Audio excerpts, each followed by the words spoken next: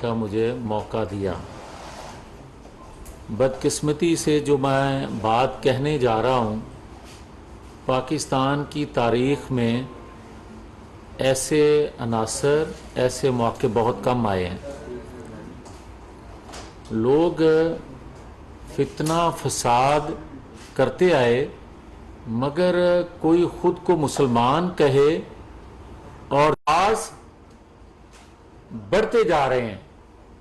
اگر اجازت دیں تو سب سے پہلے میں آپ کو وہ کلپ دکھانا چاہتا ہوں اور اس کے بعد اس پہ بات کرتے ہیں۔ ذرا وہ دکھائیے جی ان کو۔ جب جنگ بدر ہوئی تھی، جوانوں، میری پوری کوشش ہے کہ میں اپنے نبی صلی اللہ علیہ وسلم کی، آپ کو ان کی زندگی، ان کی سیرت سے آپ کو بھی آزاد کروں، کیونکہ ہم ابھی تک حقیقی طور پہ آزاد نہیں ہوئے۔ جب جنگ بدر ہوئی تھی تو 313 تھے لڑنے والے، باقی ڈرتے تھے لڑنے کے لیے، باقی ڈرتے تھے لڑنے کے لیے، باقی ڈرتے تھے لڑنے کے لیے۔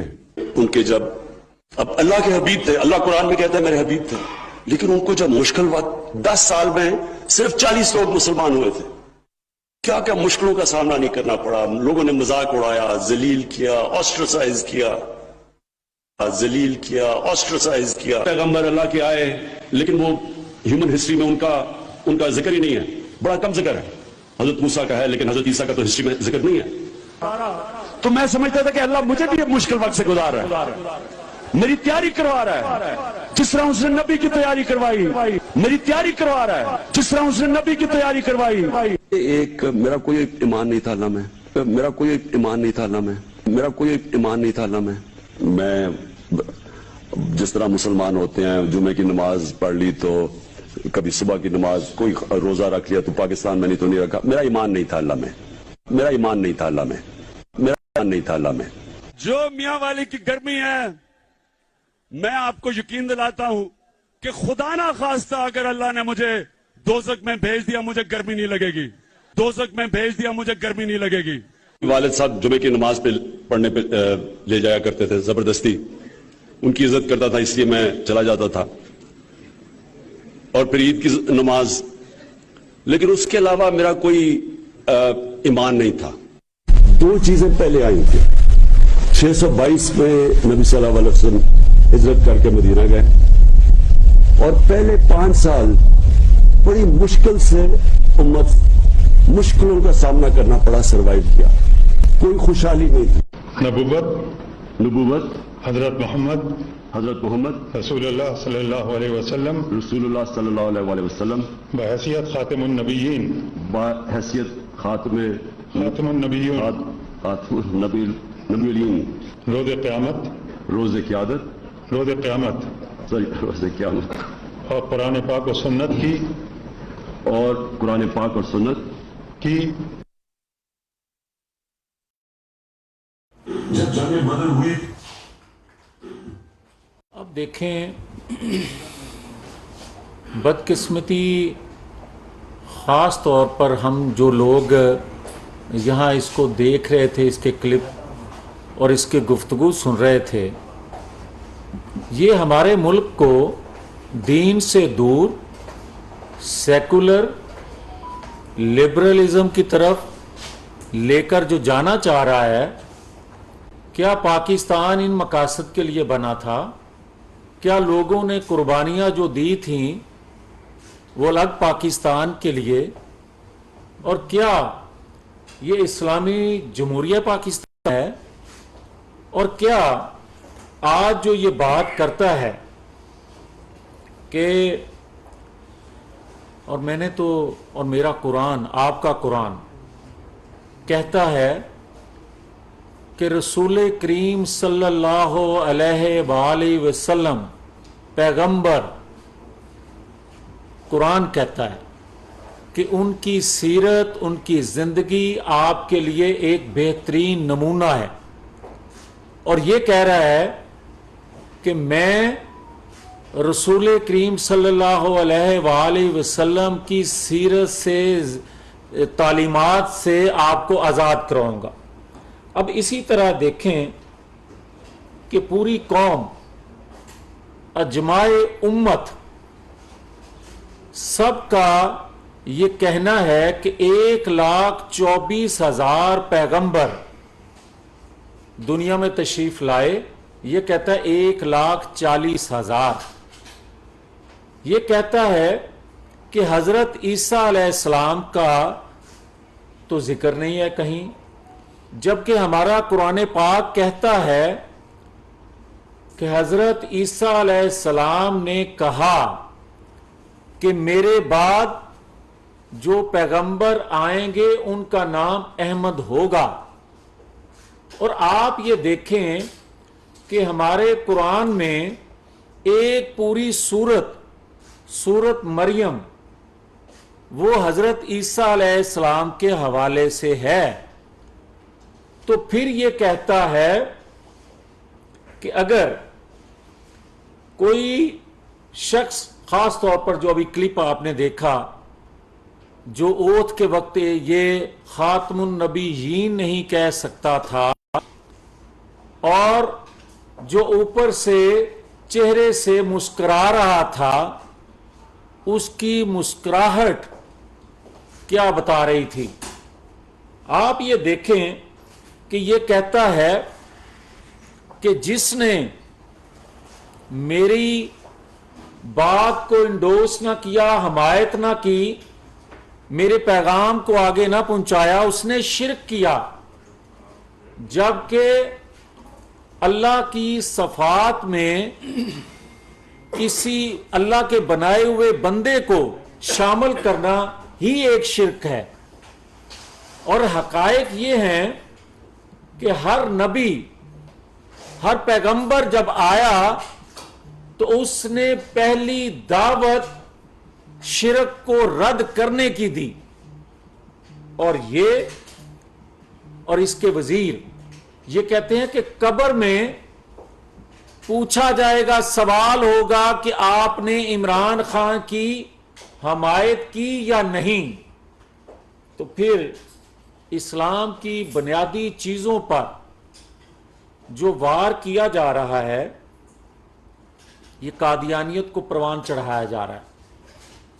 نیا پاکستان جب اس نے بنایا تو کیا کراچی میں قادیانیوں کا ہر یونٹ متحرک نہیں ہوا تھا؟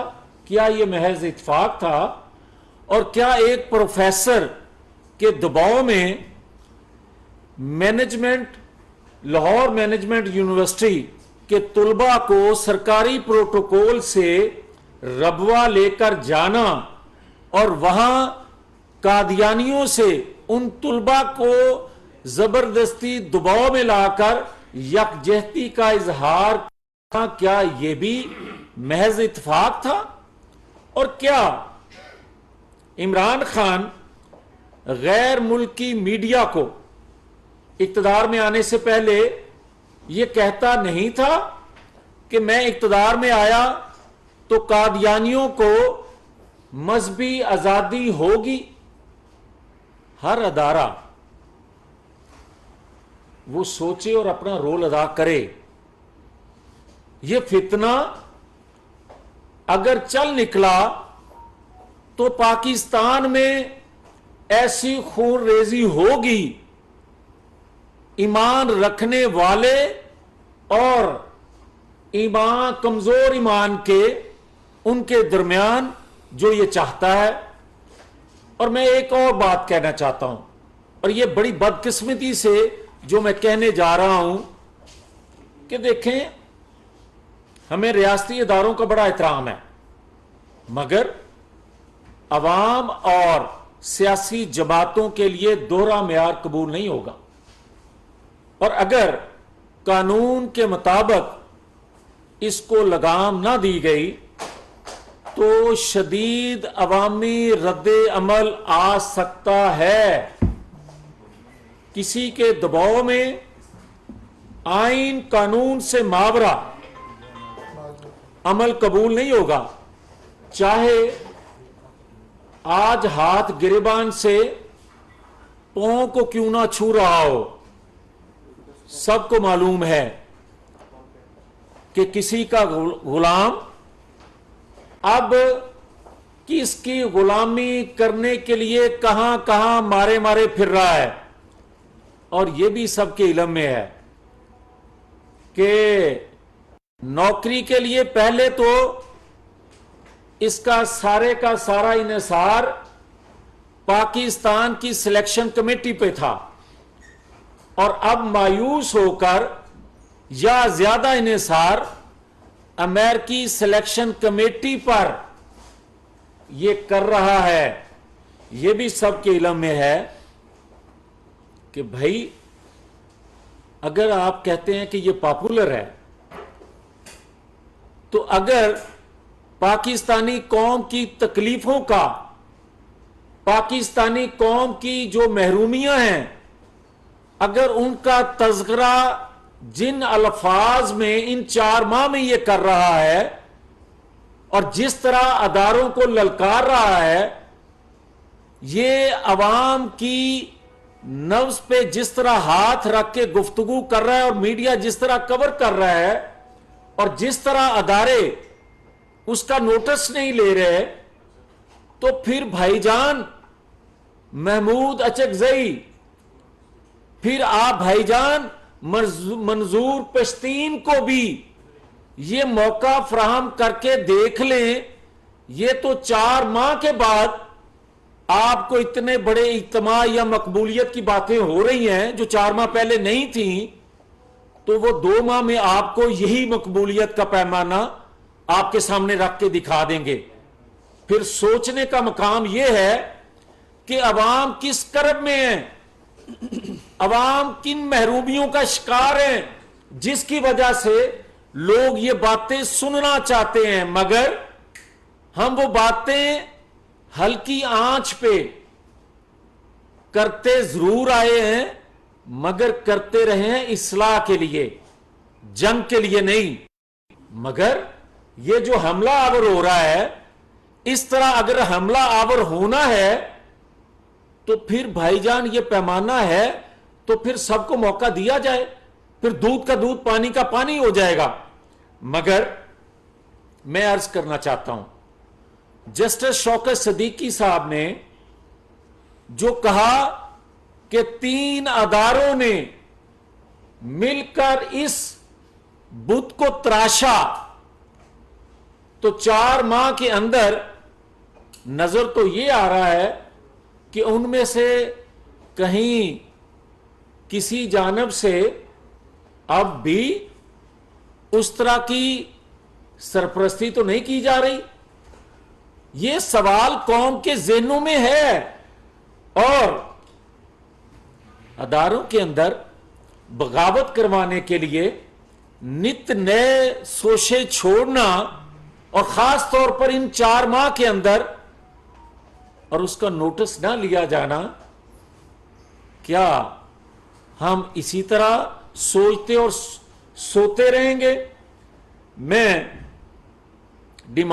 نہیں بلکہ میرے سمیت پوری قوم یہ ڈیمانڈ کر رہی ہے کہ بہت سے کمیشن بنے.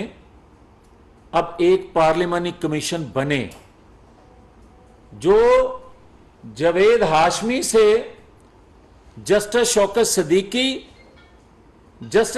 صدیقی سے رانا شمیم کا بیان حلفی، ارشد ملک جج کی ویڈیو اور طلال چودھری کا انکشاف، اور جو کچھ یہ کرتا آ رہا ہے اداروں کے ساتھ، اس پہ کمیشن بنے اور کمیشن اپنا فیصلہ دے اور پبلک کرے، تاکہ لوگوں کو پتا چل سکے کہ حب الوطنی کس چیز کا نام ہے اور بغاوت، فتنہ فسادی کس کو کہتے ہیں.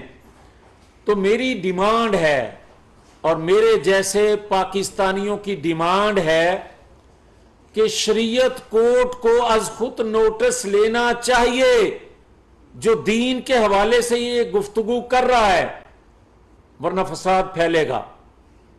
اسلامی نظریاتی کونسل کو متحرک ہونا پڑے گا، اس کو نوٹس اس کو کر کے بلانا چاہیے تاکہ مجھے سب سے پہلے میرا دین، مسلمانوں کا ایمان، ہمارا مذہب، ہم کسی طور پر اس پہ کمپرومائز نہیں کر سکتے. ہم کسی طور پر بھی یہ برداشت نہیں کر سکتے کہ خود کو کوئی کلمہ گو بھی کہے اور اسلامی اساس تشخص پر حملہ بھی کرے. یہ برداشت نہیں کر سکتے. اور اسی طرح ہم یہ ڈیمانڈ کر رہے ہیں کہ جہاں آپ اسلامی نظریاتی کونسل اس کا نوٹس لے، جید علماء اکرام، تمام مکاتب فکر کے مفتی اعظم اور پارلیمانی کمیشن فی الفور بنے اور اس سے پوچھے کہ اب سی وی لے کر کن غیر ملکی آقاؤں کے پیچھے گھوم رہے ہو، کس سے آزادی اور کس کی غلامی کر رہے ہو، اور کیا پاکستان کے ادارے تمہیں کب تک لاڈلا رکھیں گے، کب کوئی این آر او آپ کو دے گا. یہ قوم دیکھ رہی ہے اور قوم فیصلہ کر چکی ہے کہ تم تو کہتے ہو نا نواز شریف آئے، تم اگر ان حرکتوں سے باز نہ آئے تو پھر کسی نے نوٹس بھی نہ لیا تو تم باہر نکل کے دیکھنا نواز شریف آ رہا ہے اور پاکستانی قوم جس طرح اس کے استقبال کے لیے جائے گی تمہیں چھپنے کی کہیں جگہ نہیں ملے گی. بہت شکریہ. میاں صاحب یہ بتائیے گا کہ آپ نے مطالبہ کیا کہ از خود نوٹس لیں، کیا کوئی ایسا بھی ارادہ ہے آپ کا کہ اگر از خود نوٹس نہیں لیا جاتا شریعت کورٹ کی جانب سے تو آپ کوئی درخواست دائر کرنے کا اس حوالے سے ارادہ رکھیں؟ دیکھیے جی، میں تو آپ کو کہہ چکا کہ جو رد عمل گلی کوچوں میں عوامی آ رہا ہے، اگر یہ نوٹس نہ لیا گیا، اگر ریکویسٹ نہ بھیجی گئی کہیں سے بھی، اور بے شمار ہزاروں نہیں کروڑوں پاکستانی یہ عمل کرنے کے لیے تیار ہیں. ہم چاہتے ہیں کہ پاکستان